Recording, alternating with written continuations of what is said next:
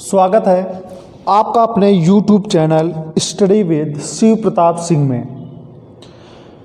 तो आज देखेंगे कक्षा 7 की गणित में अभ्यास 4D, जिसका पहला प्रश्न है, एक रेखाखंड AB खींचिए। तो जितना क्वेश्चन में कहता है सबसे पहले उतना करेंगे हम। एक रेखाखंड AB खींचिए, तो हम AB रेखाखंड खींच देते हैं। यहाँ पर कोई भी नाप नहीं दी गई है। जब कोई भी माप नहीं दी गई है तो हम रेखाखंड AB ऐसे ही खींच लेंगे।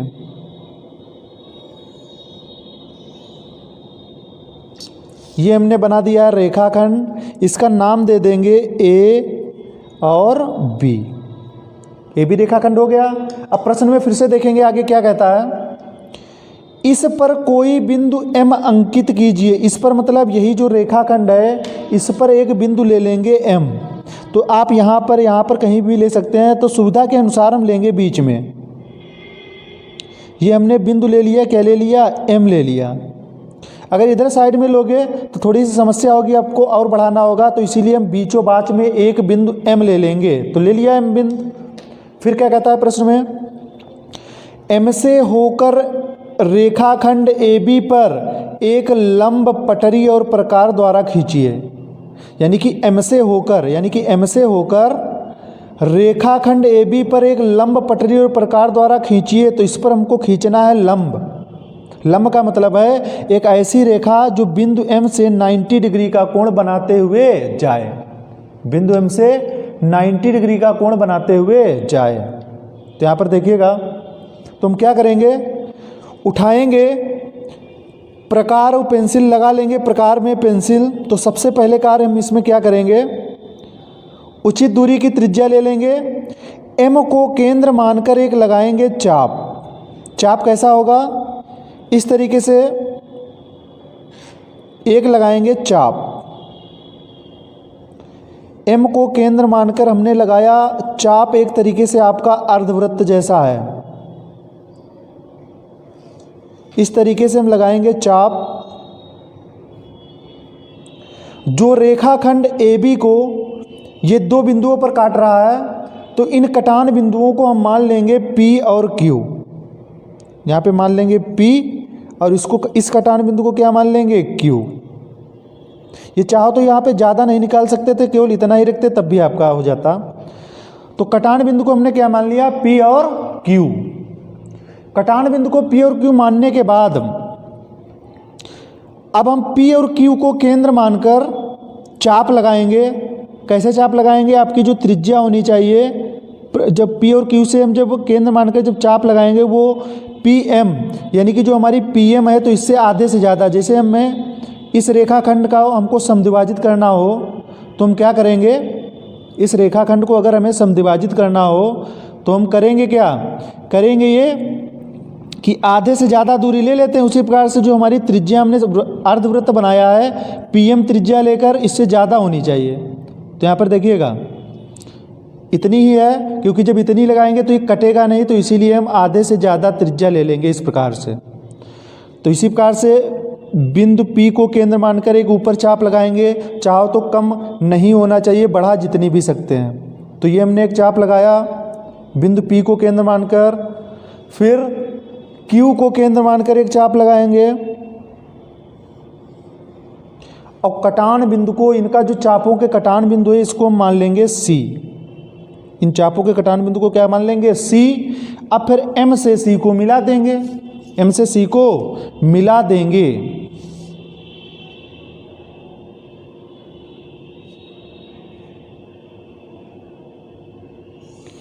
M से C को हमने मिला दिया। लेकिन क्वेश्चन में कहता है M से होकर रेखाखंड AB पर एक लंब पटरी और प्रकार द्वारा खींचिए। तो M से होकर कहता है, तो इसको थोड़ा सा क्रॉस कर देंगे इस तरीके से। M से होकर जा रहा है। M से होकर रेखाखंड AB पर, ये हमारा रेखाखंड AB है, इस पर एक ये लंब पटरी और प्रकार द्वारा खींचिए। तो ये लंब हमने खींच दिया है। अब ये हमारा फिगर कब सही होगा, जब ये वाले जो एंगल है हमारे, बस इतना ही फिगर में बनेगा।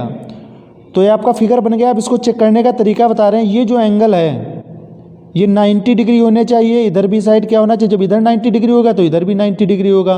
तो कोई भी एक एंगल आप नाप सकते हैं, अगर ये एंगल 90 डिग्री आ रहा है तो हमारा फिगर क्या होगा, सही होगा, अन्यथा गलत।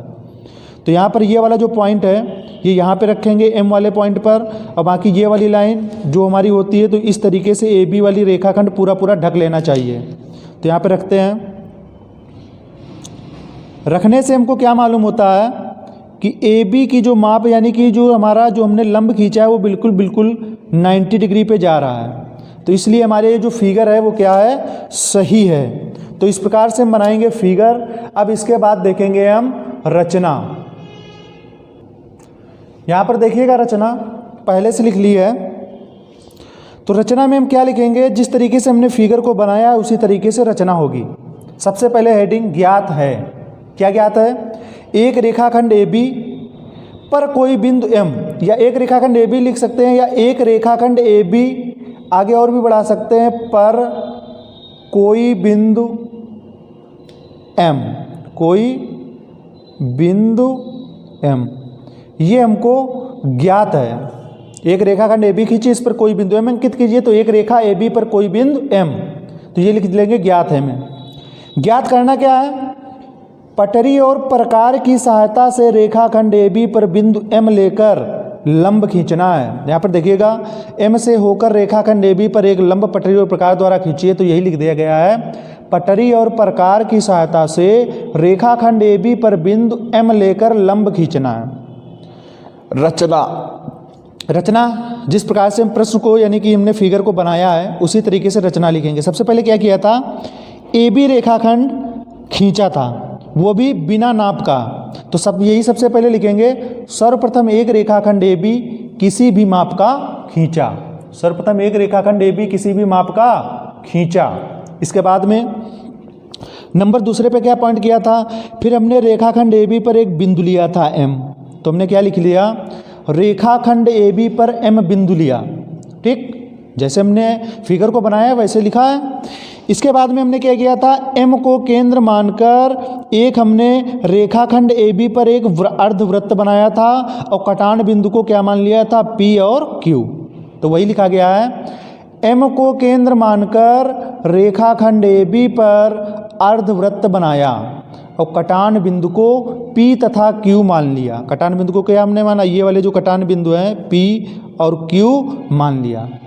मानने के बाद फिर क्या किया था, फिर पी तथा क्यू को केंद्र मानकर उचित दूरी की त्रिज्या लेकर यानी कि पी एम से ज़्यादा त्रिज्या लेकर हमको क्या लगाने, चाप लगाने, तो क्या लिख दिया, फिर बिंदु पी तथा क्यू को केंद्र मानकर चाप लगाए, और चाप लगाने के बाद ये जो चापों के कटान बिंदु है, कटान बिंदु को क्या माना, सी, तो कटान बिंदु को सी मान लिया, कटान बिंदु को सी मान लिया।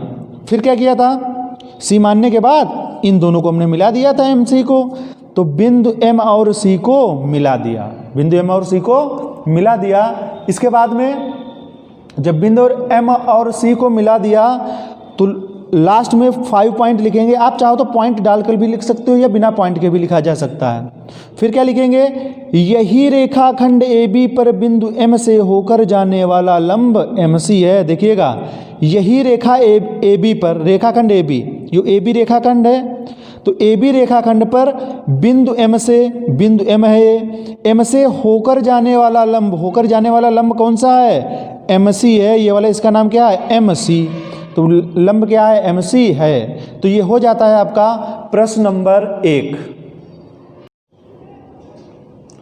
अगला प्रश्न देखेंगे दूसरा,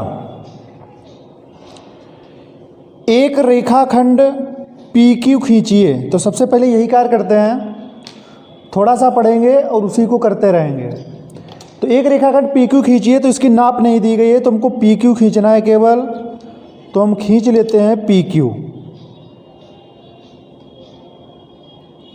नाप तो दी नहीं गई है, तो ये रेखाखंड हो गया, इसका नाम हम दे देंगे पी और क्यू। इसके बाद में कोई बिंदु, इसमें लिखा है कि कोई बिंदु आर लीजिए, और आर कैसा लीजिए, जो रेखा पी क्यू पर ना हो, यानी कि पहले जो बनाया था पी क्यू पर बिंदु लेकर बनाया था, यानी कि पी क्यू रेखाखंड पर, यानी कि कोई बिंदु आर लीजिए जो रेखा पी क्यू पर ना हो। तो पी क्यू पर का ना हो का मतलब है पी क्यू पर ना हो, चाहे नीचे ले सकते हैं या ऊपर ले सकते हैं, इधर उधर कहीं भी, या तो नीचे ले लेंगे कहीं पर भी, या थोड़ा ऊपर ले लेंगे या फिर नीचे ले लेंगे। तो यहाँ पर लेते हैं हम, जो भी बिंदु लेंगे ध्यान रखिएगा थोड़ा सा लाइन के ज़्यादा पास में भी नहीं लेंगे, तो लाइन से थोड़ा दूर, और फिर उस जो हमारा पी क्यू रेखाखंड है थोड़ा सा बिल्कुल मध्य में, इस तरीके से हम बिंदु ले लेंगे। कौन सा बिंदु, यानी कि आर लीजिए, तो इस बिंदु का नाम हम दे देते हैं आर। अब क्या कहता है कि आर से होकर रेखा पी क्यू पर एक लंब खींचिए। अब बिंदु आर से होकर पी क्यू पर लंब खींचना है, तो किस प्रकार से खींचेंगे ये देखिएगा। ये बिंदु आप चाहो तो ऊपर ले सकते थे या फिर नीचे भी ले सकते थे। तो यहाँ पर देखिएगा, जब ये आर बिंदु हमने ऊपर लिया है तो थोड़ा सा पेज को घुमाना पड़ेगा। अगर नीचे ले लेते तो बहुत ही आसानी रहती, तो हम यहाँ पर ले लेते हैं एक बिंदु आर, वो भी नीचे की तरफ ले लेते हैं। आर जो ले लेते हैं वो कहाँ ले लेते हैं, नीचे की तरफ, ये आर। तो इसी तरीके से हम सीधा सीधा बना देंगे। वैसे हमको पेज इस तरीके से घुमाना पड़ता तो ये फिर फिगर बनता। तो इस तरीके से चाहे ऊपर ले सकते हैं या फिर नीचे की ओर ले सकते हैं। तो इस बिंदु आर को हम हटा देंगे, ऊपर वाले को, तो ये बिंदु हमने आर ले लिया। अब हमको क्या करना है, आर से होकर रेखा पी क्यू पर एक लंब खींचिए। आर से होकर जाता हुआ रेखा खंड जो हमारा पी क्यू है, इस पर क्या खींचना है, लंब खींचना है। तो हम क्या करेंगे, यहाँ पर देखिएगा, बिंदु आर को केंद्र मानकर उचित दूरी की त्रिज्या लेकर कैसे चाप लगाएंगे, इस तरीके से आपको नहीं लगाना है। यानी कि जो हमारा रेखाखंड पी क्यू है, पी क्यू से ज़्यादा इसको फैला लेना है। इस तरीके से हमने ज़्यादा फैला लिया, जो हम ज़्यादा फैला लेंगे ना, तो इस तरीके से हम लगाएंगे चाप। ज़्यादा फैलाने के बाद हम क्या करेंगे, इस तरीके से चाप लगाएंगे।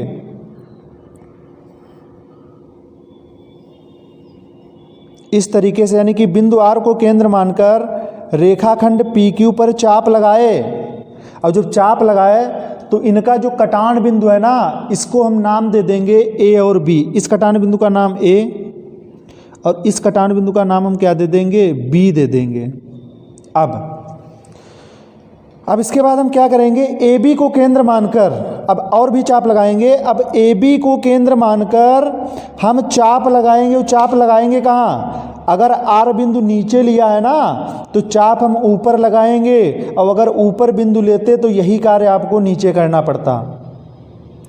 तो आर बिंदु, जहाँ पर आर बिंदु लेंगे तो उसके विपरीत हम लगाएंगे चापों को, बिंदु ए और बी को केंद्र मानकर। तो इस तरीके से बिल्कुल नहीं लगाना है आर की तरफ, यानी कि विपरीत।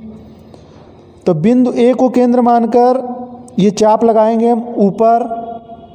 लेकिन ये जो चाप का जो सिस्टम है, एक बार अगर ये दूरी हो गई है, इससे चाप लगाया, अब दोबारा कम नहीं होना चाहिए। अगर दोबारा कम हो गया तो फिर फिगर गलत हो जाएगा। तो इस तरीके से हमने लगाया चाप, और चापों के कटान बिंदु को हम मान लेंगे एस। चापों के कटान बिंदु को क्या मान लेंगे, एस मान लेंगे। तो आर से होकर अब फिर क्या करेंगे, बिंदु आर से एस को मिला देंगे। बिंदु आर, ये जो हमारा कटान बिंदु आर एस है और बिंदु आर है, इसको आपस में क्या करेंगे, हम मिला देंगे।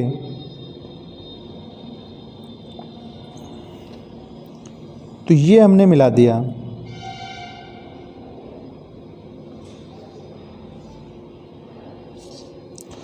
मिलाने के बाद थोड़ा सा उधर है तो बाकी बीच में मिलाएंगे। अगर इधर उधर थोड़ा भी करेंगे तो 90 डिग्री का एंगल नहीं बनेगा। तो ये हमने बिंदु आर को एस से मिला दिया। मिलाने के बाद ये हमारा फिगर बनके तैयार हो जाता है। यानी कि बिंदु कहता है एक रेखाखंड पी क्यू खींचिए, तो ये खिंच गया था। कोई बिंदु आर लीजिए, आर भी ले लिया गया था नीचे, जो रेखा पी क्यू पर ना हो। ठीक, आर से होकर रेखा पी क्यू पर एक लंब खींची। आर से होकर, ये आर से होकर, और रेखा ये हमारी पी क्यू है, ये इस पर लंब हो गया। लंब हो गया, लंब का मतलब है ये जो हमारा एंगल होना चाहिए, या ऊपर वाला नापिए या नीचे वाला, इस तरीके से कोई भी एक एंगल चाहिए नाप लीजिए। चाहे ये नापिए, चाहे ये नापिए, चाहे ये नापिए, आपका एक 90 डिग्री का आना चाहिए। तो यहाँ पर देखिएगा, तो इसको हम जब रखते हैं तो ये 90 डिग्री के ऊपर जा रहा है, 90 डिग्री। या अपने ये वाले चाप नाप सकते, पीछे ऊपर नीचे कहीं से भी नाप सकते हैं चारों तरफ, लेकिन ये आपको चाप लगाने नहीं हैं। तो 90 डिग्री अगर आ रहा है तो फिगर क्या बनाया हमारा, सही बनाया। तो इसके बाद हम देखेंगे रचना, जो जो किया है वही रचना में लिखेंगे। तो रचना देखेंगे, सबसे पहले ज्ञात है, क्या ज्ञात है, एक रेखाखंड PQ पर कोई बिंदु R, पर नहीं है मतलब अलग ही बिंदु लेना है। बिंदु कहाँ लेना है, अलग। तो देखेंगे सबसे पहले ज्ञात है में क्या लिखेंगे, एक रेखाखंड PQ, एक रेखाखंड PQ में ज्ञात है कि एक रेखाखंड PQ खींचे तो इनको ज्ञात था। फिर ज्ञात क्या करना है, रेखाखंड PQ के बाहर बिंदु R से लंब खींचना, ये हमको ज्ञात करना है। रेखाखंड जो हमारा PQ है इसके बाहर कोई भी बिंदु R लेकर लंब खींचना है। तो सबसे पहला रचना जो लिखेंगे, चाहे पॉइंट के हिसाब से 1 2 3 डाल के लिख सकते हैं, या एक समान इसी तरीके से बिना नंबर के डाल के लिख सकते हैं। जरूरी नहीं कि हमने रचना जो भाषा में लिखी वो आपकी सेम इसी प्रकार से होनी चाहिए, भाषा आप थोड़ी सी चेंज भी कर सकते हैं, बशर्ते भाषा ऐसी होनी चाहिए कि गलत ना लगे। तो यहाँ पर देखिएगा रचना, सर्वप्रथम एक रेखाखंड PQ खींचा। सर्वप्रथम एक रेखाखंड, ये हमने P और Q सबसे पहले यही हमने खींचा था। सर्वप्रथम एक रेखाखंड PQ खींचा। इसके बाद हमने क्या किया था, हमने रेखाखंड PQ के बाहर कोई एक बिंदु R लिया था। आप यही कार्य ऊपर ले सकते थे, तो ये नीचे करना पड़ता, बिल्कुल सेम विपरीत हो जाता। इसके बाद में रेखाखंड PQ को छोड़कर, यानी कि PQ को छोड़ दिया, कहीं भी एक बिंदु R ले लिया, यहाँ पे ले लिया। अब R को केंद्र मानकर उपयुक्त त्रिज्या से एक चाप खींचा। R को केंद्र मानकर ये हमने चाप लगाया था, और फिर चाप खींचने के बाद जो रेखाखंड PQ को, रेखाखंड ये हमारा PQ है, A और B पर काटता है। ये हमने कटान बिंदुओं को हमने क्या मान लिया था, A और B पर काटता है।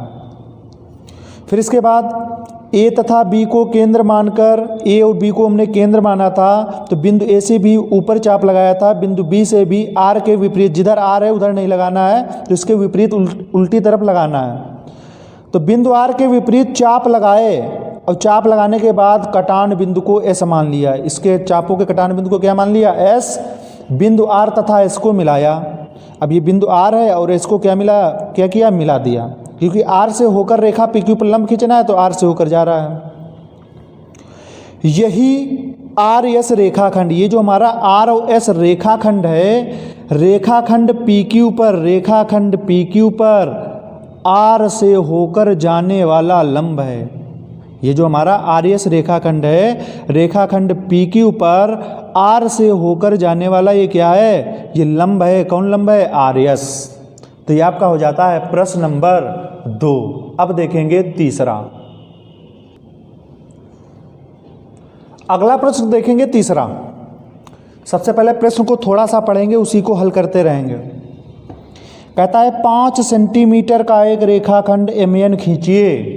तो सबसे पहले इतना ही कार्य करेंगे कि पटरी लेंगे, पेंसिल लेंगे, और 5 सेंटीमीटर का एक रेखाखंड MN खींच लेंगे। तो यहाँ पर देखिएगा 5 सेंटीमीटर का रेखाखंड। सबसे पहले 0 के सामने पॉइंट लेंगे, और 5 के सामने, 5 के सामने पॉइंट लेंगे। उन दोनों को आपस में क्या कर देंगे, मिला देंगे।